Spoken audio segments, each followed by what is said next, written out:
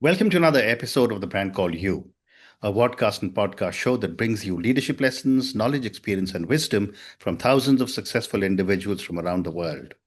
I'm your host, Ashutosh Garg, and today I'm delighted to welcome a very successful sports person who has been sharing his learnings from sports from Miami, USA, Mr. Dre Baldwin. Dre, welcome to the show. Ash, I'm excited to be here. Thank you for having me on. Thank you. Dre is the owner of Work on Your Game Inc. He's also an author of several books. So, my first question for you, Dre, what inspired you to pursue basketball professionally, and how did that journey shape your own discipline?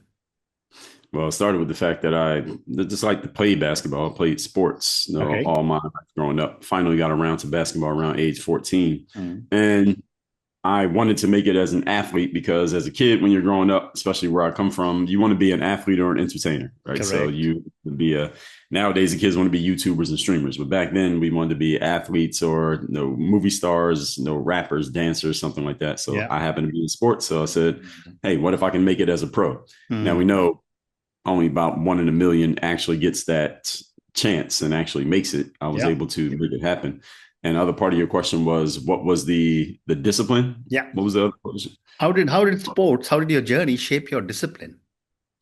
Well, I think it shaped it, number one, because when you're playing a sport, discipline is built into it. You have to Correct. practice, you had to be consistent, you had to show up, you had to work on your game. I Hmm. come from a two-parent household where my parents were disciplined in their work. They were not athletes, but they were Hmm. disciplined in showing up and going to work every day. And I Hmm. picked that up from seeing them and from being around them. So the discipline was built, first of all, what I saw at home outside of sports. Hmm. And then I took that discipline to the basketball arena.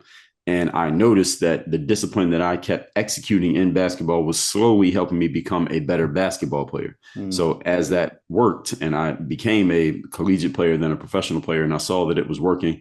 Also, another big thing, Ash, I noticed that a lot of my peers, whether athletes or not, Hmm. severely lacked discipline. Hmm. And even though I could not have explained it back then, Ash, I noticed, or something I just intimated, now I can explain it, was that if there's something that is useful and good that most people won't do, then you should try to do as much of it as possible because it Hmm. separates you from the competition. So I noticed that discipline was that one thing that I could use as a differentiator because everybody wants to do the stuff that's fun. Well Discipline said. is not always fun, Well right? said. So when And I one aspect realized of I could use that discipline, more. yep, and one aspect of discipline that you talk about is Mhm. showing up every day. How did consistency play a role in your success? Wow. Well, consistency it falls right under the umbrella of discipline. So you Correct. got preparation, you have a stick to itiveness, you have consistency. Hmm. So consistency happens when you're doing something over and over and over again with very little variation to the point that people can come to expect it. And Hmm. when people come to expect something, they start to depend on it. And when they depend on it, now you have value. So Hmm. that's where the consistency comes from. And that's another thing that I noticed that if I'm consistent doing something, it just works with human nature. Human beings are creatures of habit. And anything we know that's going to come over and over again, we start to rely on it. And when people rely on you, you have value. Well said. Was there a defining failure or setback in your playing career that taught you a lifelong lesson about resilience? Absolutely. I didn't make my high school team until I was a senior. So making the team as a senior, and then I barely played the 1 year I was on the team. It Hmm. taught me a ton. First of all, that a lot of players in my grade who didn't make the team during those first 3 years, they Hmm. stopped trying to make the basketball team. So Hmm. just the fact that I kept trying and then I finally made it gave a little bit of validation to me, even though I barely played the 1 year that I was on the team. That Hmm. was one thing. Secondly, was I could tell that I was slowly getting better at basketball, even though my results were not saying much about my ability to play basketball. Hmm. That's the second thing it taught me. And third, it became a kind of a jumping point to me going playing college ball, which I did. And I was able to make it my first year and then making it as a professional. So just the Wow. willingness to keep trying something, even though the outside results say this is probably not worth continuing. Hmm. Wow. What a powerful message that you're giving to all my viewers and listeners. Keep trying, don't give up, and success will come. My next question, Dre, is how do you define the core philosophy behind work on your game in one sentence? It's taking the tools that help athletes make it to the top 2% in the sports world and translating those tools to the professional world and to everyday life. But, when I was preparing for you, for my conversation with you, and I was also thinking, many people work hard, but still plateau. That's right. What makes your framework different from traditional motivation or coaching models? Well, it's not traditional motivation at all because I'm not in the business of motivation. Absolutely. Motivation is something that may come. Sometimes you may be motivated.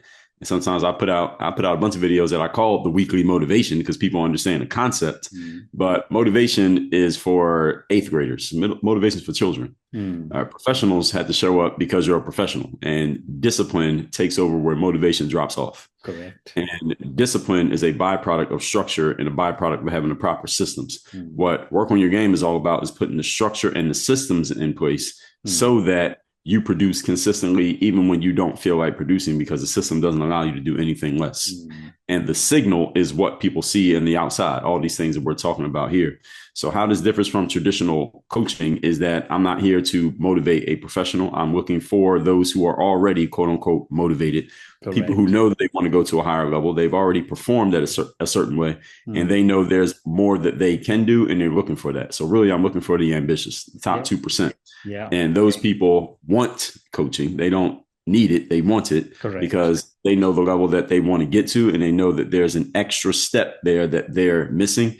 And they are willing to do what's necessary to get there, knowing that there may be some discomfort in the process. Great response. You talk about installing discipline like a software system. What does that look like in practice? Well, the first thing is almost everybody understands the value of discipline, and they understand it means something about consistency, like you mentioned, showing up all the time, doing the work even when you don't feel motivated or you don't feel like it or you're tired. Almost everybody generally understands that concept. The challenge, Ash, is not that people don't know about it. The challenge is people don't know how to go about getting it. If you ask the average person, okay, how can you step up your discipline in whatever area? So you ask somebody, where do you need discipline? And I hear these things all the time. I need to be better with my finances, or I need to finally launch my podcast, or I need to finish writing my book, or I need to go to the gym more often. I need to spend more time with my kids, whatever it is. Okay, what do you need to do to fix that? Usually the answer is some form of, I just need to. Usually that's the frame. I just need to. And then it's work harder, try harder, remind myself, push myself, etc. These are all things that don't work. And this is the reason why many people fail at discipline, because they have the wrong formula for how to achieve it. Correct. The way you actually achieve discipline is you put the proper structure in place. And when the proper structure is in place and you follow the structure, the discipline is the natural byproduct. So if you're trying to be disciplined, you're already doing it wrong. The way to achieve discipline is to put a system in place and just follow the steps of the system. And when you follow the steps of a system over and over and over again, the signal is, i.e., somebody watching from the outside looking in, it looks like, oh, wow, that person's very disciplined. All they're actually doing is following the system. And why do so many talented professionals struggle with presence? And how can they begin to develop a presence? Well, let's define what presence is. Presence is an unspoken, unmeasurable signal that people send out unconsciously to the rest of the world. And everyone has a certain level of presence. Some have a stronger presence. Some have lesser presence, weaker or stronger presence. The issue is most people are not consciously aware of it. We can feel the presence in another person. Everyone has felt it before. Absolutely. I ask people the question, you ever saw somebody who you didn't know, but you could tell by their body language that they were angry, or you could tell that they were happy? And everybody can answer yes to the question. So you felt that person's presence. There's an energy that radiates from them that you can feel without talking to them and without them telling you what it is. And the thing is that registers with people mostly unconsciously. The thing on top of the thing, Ash, is that 85% of communication is unconscious. But most people, especially smart people like those who listen to podcasts like this one, tend to intellectualize everything. We tend to make everything at the conscious level. And that's only 15% of communication. The communication that matters the most is the 85% that we're not consciously considering. And that's what presence is. And that 85% is what makes people say yes or no, makes people cooperate or not cooperate, makes people believe you or not believe you, and what allows people to or allows you to leave an imprint on another person's mind, even without talking to them, or be completely forgotten as soon as you walk out of the room, or even maybe even completely ignored, even though you're in the room. That's what presence is about. It's about the energy that you're radiating, and it is a collection of all the other things that we've talked about consciously already. And therefore, the follow-up question is, how can talented professionals develop a presence? Great question. Well, it's a combination of things that they already consciously think about, such as following systems, being disciplined, doing the hard work, doing the stuff behind the scenes in the dark, so to speak, that shows in the light. Doing those things does lead to presence, but it's also becoming more conscious of the nonverbal signals that you are giving off and the nonverbal signals that the world is giving back to you. The issue for most people these days in our highly connected world, where we have devices that can distract us within arm's reach, literally 24 hours a day, is that most people can't quiet their minds long enough to really understand what's happening beyond conscious processing. And again, 85% of what's happening is beyond conscious processing, but we have to quiet our minds and shut ourselves up enough in order to hear it. So the way that a professional can step it up is you have to become conscious of the unconscious. And once you become conscious of the unconscious, now with your strong intellectual powers, now you have the power to do something about it. But if you're unaware, you cannot change anything. Amazing. Moving on, how can entrepreneurs apply an athlete's mental framework to build clarity and confidence? Well, the first thing is, let's talk about clarity. Clarity is usually about stripping down. Most people, especially high-level performers and people who are really smart, or at least they think that they're smart, when they want to get better, they tend to want to add on. How can I do more? How can I try more? How can I know more? How can I gather more information? People are always adding on. But the reality is, to move yourself up to a higher level in any aspect of life, the process is usually one of stripping down. And it's a process of elimination. Excuse me. You move up by subtracting, not by adding. And most people, as we just talked about a minute ago, Ash, they have the wrong formula. So a lot of high level, smart, well-meaning people are trying as hard as they can to elevate, get better, advance, etc. The problem is they're trying and they're using the wrong system to do it. So they're doing well with their system, but their system's the wrong one. Give them the right system, and with their skills, they're going to get to that higher level. So number one is the clarity. Clarity means stripping down and make things simpler, not you getting better at remembering more stuff. And the other one that you said, was it confidence? What was the other piece? Absolutely. How can entrepreneurs apply an athlete's mental framework to build clarity and confidence? Oh, great. So we just talked about how discipline is a byproduct of systems, right? So you have your systems in place. You follow your systems, you get discipline. If you are consistently disciplined, that produces confidence. What many people get wrong about confidence, since most people understand they need discipline, but they don't necessarily want it. They know they need it. Everybody wants confidence. Everybody wants to be more confident. If you ask people what's one internal trait you could have more of, the answer is always confidence. I've been asking this question for 10 years. The issue is most people get confidence wrong. A lot of people think confidence is something that you fake your way into, this fake it till you make it, which is a misnomer. It's not a real concept. Or they think confidence, is some form of performance, that you're confident because you say certain things or because you do certain things. You don't do confidence. You do not perform confidence. Confidence is an energy that radiates outward from within. Confidence is a feeling. It's an energy. It's an aura. If you have to tell people you're confident, you're not confident. That's the exact opposite of what confidence is. Confidence is something that they say for you. And confidence is a byproduct of your discipline. When you are consistently doing the work that you're supposed to be doing, you have a belief in your ability to do a thing, which is the very definition of the word confidence. And again, confidence is felt. It is not performed. I love your definition of confidence. I think my viewers and listeners will hear that several times. Thank you. Dre, what's the most overlooked element of personal discipline in today's world of distractions? The most overlooked element in personal discipline in today's world of distractions is elimination, which we talked about a couple minutes ago. It's being willing to eliminate and cut things off so that you can elevate. And the challenge for many people is, with our big brains, we tend to think that we can do everything. Okay. And, you work with a lot of entrepreneurs. And when I was reading about you, it was fascinating that. And my question was, what patterns do you see among six-figure entrepreneurs who can't seem to break into seven figures? Well, they've hard worked their way to six figures. And that's the biggest challenge, is that the hard work. And listen, my whole brand is literally called work, on your game. So Correct. I'm not one to tell you not to work hard. Hard work does matter. But Absolutely. hard work, Ash, is an element of success the same way that salt, pepper, and oregano are elements of a sandwich. Right. If, if you don't have salt, pepper, and oregano, you can still eat a sandwich and it can still Mm, taste good. But if mm. you don't have the sandwich and all you have is salt, pepper, and oregano, you're going to be hungry. All Correct. right. And so they're not equal. Mm, They work together, but they're not the same. mm, And hard work is what you do once you are clear on your system, on your process, on your game, and where you're trying to go. And if mm, we're talking about a six-figure entrepreneur, this person already knows what they're doing. That's how they got to the point that they're at. They know what they're selling, they know who they're selling it to in some way, shape, or form. Now, mm. once you get to that level, the next level is about how do we create a system and a process such that the business can rise, scale, and do more without the human having to put in an equal amount of effort in order to get there. Because Mm. there's only so much hard work any human being can do. So people over here in the United States, I don't know if they use it over there where you are, they use this term 110%, Yep. 110% effort. There's no such thing as 110%. No, Mm. you only get 100.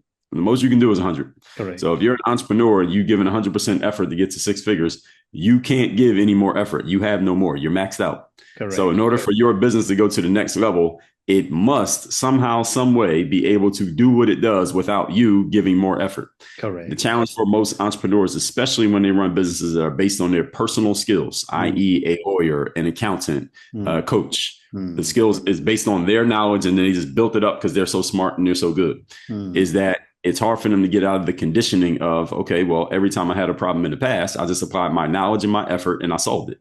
Okay, you Mm. can't do that anymore. We need a new set of skills now. And that requires a rewiring of the mind, Correct. not an increase in effort nor an increase in skill set, believe it or not. Absolutely. What are some early warning signs that someone's business success is outpacing their personal discipline? When they are not able to handle the success as it comes. So whether that Mm. means let's make sure these orders get fulfilled, or you're having people coming to you as a prospect or even a customer or a client in your business, and you're not quite able to serve them at the level at which you want to serve them, Mm. or your business seems to be overrunning your life, where the disciplines that you had 6 months ago, you can't execute on them anymore, not because you forgot about the disciplines, it's simply because whatever's happening in your business is tending to overwhelm you or overrun you, which Mm. means you don't have the right systems in place. And the systems can be in the form of people, processes, the way things get handled. It under systems can be all of those things. So when Mm. your business starts taking off, let's say, relative to where you were, to where it's starting to swamp you, Mm. that's when you need to put the systems in place. And ideally, you had the systems in place first. But if we got to do it later, better to do it than not do it at all. Better do it later than do it never. That's Correct. the usually the biggest sign. Correct. Another thing that you speak about is the need to emphasize structure and accountability. How can Mhm. leaders build these without micromanaging? That's a great question. And a lot of leaders fall into the trap of micromanagement simply because that's how they got to where they were. They got to where Correct. they are, rather, through knowledge, expertise, and effort. Hmm. So they micromanage themselves and everything that they did. So then when they have other people around them, Hmm. they figure, okay, I need to breathe down this person's neck the same way I used to or still breathe down my own neck. The Hmm. issue is you can't build and you can't scale something like that simply because you're going to have more elements coming in than you have personal attention to give to each thing.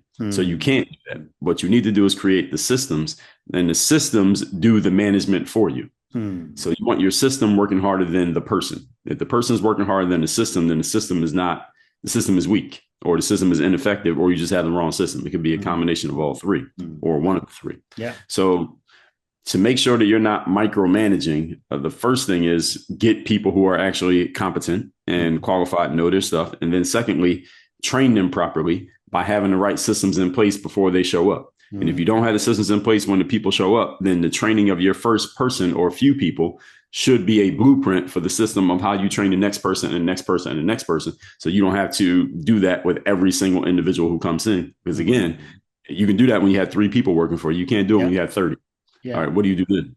Well said. Time for three more questions, and these are for you now, you personally. You've written over 40 books. How do you maintain creative discipline and avoid burnout yourself? Well, one way is that I'm never forced to write a book. I've never written a book that I had to write. I wrote books Okay. because I wanted to. So Mm, I could write 5 books in the next month if I want to, if I want to do it. But if I don't want to write it all for the next year, I won't. So mm, I don't burn out because I'm not making myself do it. Okay. And how do you personally balance ambition with sustainability and self-care? I think they all work together. I don't think they need to be balanced. And when Mm, you look at the word balance, a lot of people think balance means an equal distribution between elements, but balance doesn't mean 50-50. Balance means everything adds up to 100. mm, So balance can be, hey, I'm going to spend 90% of my time at work on marketing and mm. 10% on maintenance. That adds up to 100%. So balancing marketing and maintenance does not mean 50-50 because they're not equal. Right. Marketing plays a much bigger role in my business than the maintenance stuff. Mm, So balance, again, just means it needs to add up to 100. So when it comes to ambition, most entrepreneurs are ambitious on some level, and correct. some of them lose it as they move up. Some of them get even more ambitious. When it comes to self-care, that is a non-negotiable for me. So I Mm. is right now 8:21 a.m. where I'm at. I woke up at 3:30 this morning. It's actually Thanksgiving today in the United Yeah. States. Yep. I Happy woke up at Thanksgiving. 3:30 this morning. Yeah, I woke up at 3:30 this morning and ran outside, right? Because that's part of my self-care and it's a non-negotiable. Correct. So I don't need to balance it because it's absolutely happening because it's locked into my calendar. Well said. And my last question for you, Dre.